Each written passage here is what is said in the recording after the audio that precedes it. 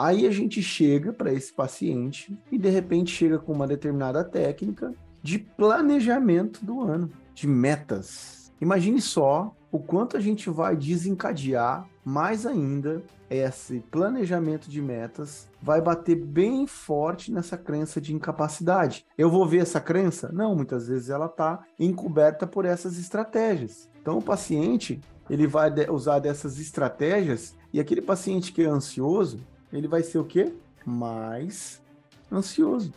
Se ele tem ansiedade, ele vai ter mais ansiedade. Se ele tem... Mas por que, Dmitry? É um planejamento apenas. Sim, mas esse planejamento, para uma crença de desamparo, de incapacidade, traz a ele uma sensação muito grande de que ele precisa dar conta para se provar. Existem diversos pensamentos. Aqui eu estou falando de um escopo geral, indiretamente, não sei se vocês perceberam, mas é assim que eu atuo o tempo todo, né? Mas eu já estou falando aqui do nosso iceberg cultural. Estou falando aqui da possibilidade da compreensão do iceberg cultural e aqui a sua parte intermediária, né?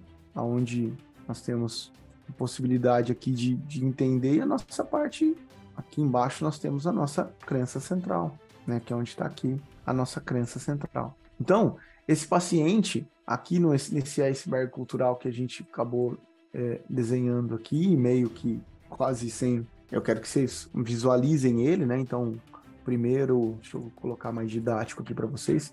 Primeiro nível, que é o consciente. Segundo nível, que é o subconsciente. E o terceiro nível aqui, que é o inconsciente desse paciente. Então, se a gente for considerar esses 3 níveis, se a gente for levar em consideração esses pontos que esse paciente acaba vivenciando e tudo que ele precisa enfrentar, nós precisamos tomar muitos cuidados, né? Não foi um paciente só, mas foram vários que chegaram para mim muito ansiosos, inclusive preocupados nesse planejamento, porque eles vieram de talvez outros tratamentos que talvez não trouxeram para eles tanta clareza sobre planejar. E ficou quase como uma obrigação de alcançar. E aquilo que é para ser muito bom, e eu entendo, né? Eu tenho, por exemplo, uma das especializações minhas em coaching, e eu entendo quanto as técnicas do coach têm várias, uso diversas, são ferramentas extremamente fantásticas para que a gente possa colocar em prática. Algumas delas até vocês têm dispostas aqui no curso, aquelas principais, que eu utilizo, né?